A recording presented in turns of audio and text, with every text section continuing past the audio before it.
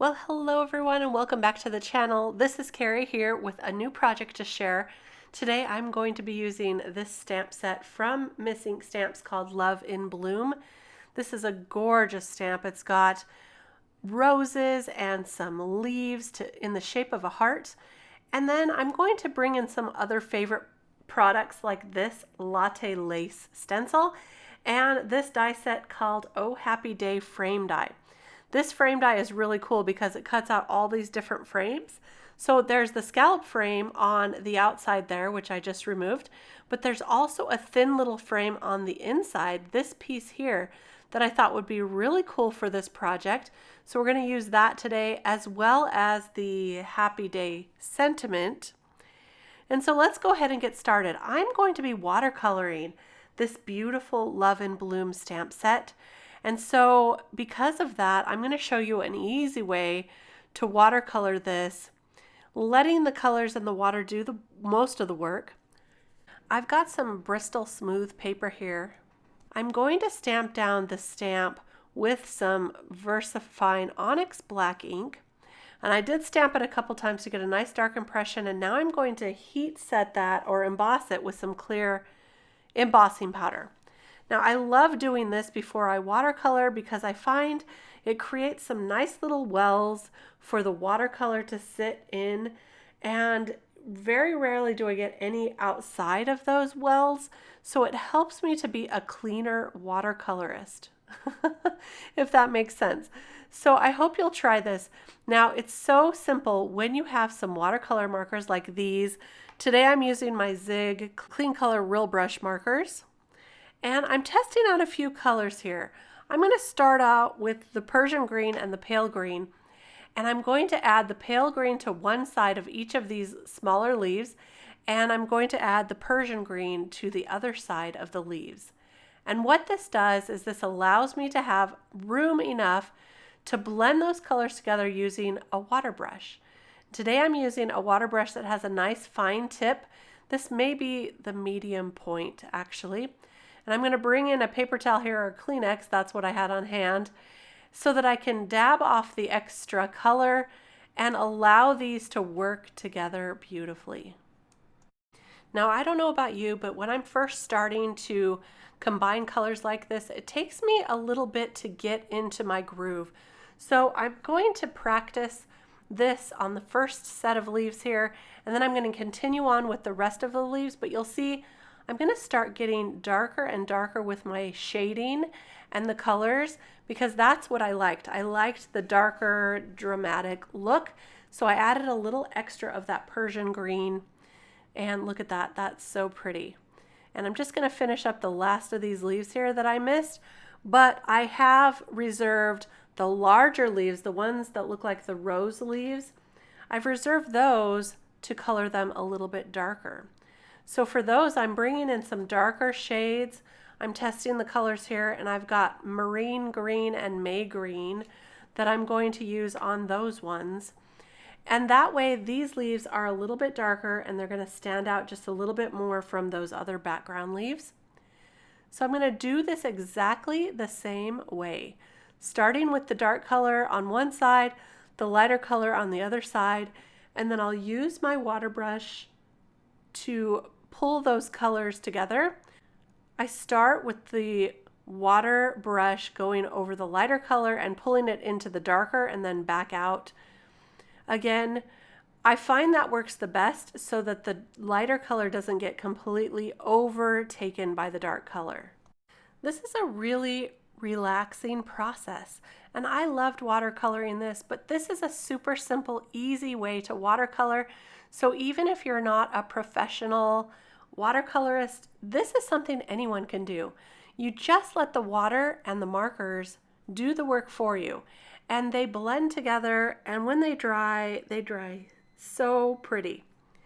So now I'm going to test colors for the flowers. I was inspired because as we moved into this new house, I told my husband that I wanted some really vibrant, beautiful roses for our new kitchen island so that it could feel a little calmer as we moved in. He got me some hot pink and corally corally orangey colored roses, a combination of the two of them. So that's what inspired me to pick these colors today. I've got dark pink and orange. That's the colors. That's the name of the colors. So for each of these rose petals, I'm going to use both colors and blend those together as well. So we're going to get a really fun, kind of a variegated looking rose. So I'm adding the dark pink to one end of each of the petals, and then at the other end I'm adding the orange, and then I'm going to blend those together. Now this, I did take the time to do each petal separately. If you want to do it quicker, you could probably do like hot pink in the center and then orange on the outside of the rose and not do each petal individually. But I really do love how this turned out in the end. I love the variegated look. I love the orange and the hot pink together. So beautiful. And as I color again, I get darker and darker. The nice thing about these watercolors and most watercolors is if you let them dry, you can add a little more dark color to it later and blend that out to make it a little darker, which I did on a couple of these roses. So that's a really, really great, fun way to create a darker look. I will finish coloring up this rose for you, and then the rest of them I'm going to color up off screen because it's basically the same thing over and over again. And you can just see how fun it is with these two colors together. Now you can choose any colors you want. It doesn't have to be orange and pink. Roses are a lot of different colors, but also it could be any color you want because this is paper, right? And watercolor, so it can be anything. As I finish up this last one, you're gonna see how pretty this is, and when it dries back, it will dry a little bit lighter as well. So keep that in mind as you're adding your color to decide if you want a little bit darker. So I went ahead and finished up these other roses off screen, and I'm finishing this one here. You can see I got darker and darker as I went along, and for the rose bud, I'm gonna make that even the darkest one. It's great to have a little variation between the flowers so they're not all exactly the same. So I like that. And that's it. It's all watercolored. Beautiful, beautiful stamp. And there is one rosebud up on the left there that I also watercolored in a little bit lighter. Now let's bring in that Latte lace stencil on a card panel as I let that watercolor panel dry a little bit. I'm bringing in some tumbled glass and mustard seed distress ink on this one, and I'm just going to blend them together to get a nice green in the center. Yellow and blue blend together to make a beautiful green. And I'll just go ahead and blend through and then blend back with the blue again to get more of that green. So that is our background. Isn't it beautiful? Now I've taken a Copic marker that matches my leaves, and I'm just going to color the Oh Happy Day sentiment. This is the die cut, and I left it in the background. And the reason I left it in is because I find that it's easier to color when it's left in the background. So it looks a little messy here, but when I pop these out, they're going to be beautiful and perfect and gorgeous. So I go over it a couple of times because I want that happy day to be darker. And now I've got some metallic cardstock here.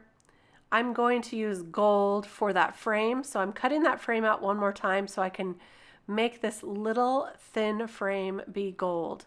And look how pretty that looks with the background. I'm going to take the largest frame in that Oh Happy Day frame die to cut out our background panel. And this is going to give us some beautiful striped stitching detail to the outside edge.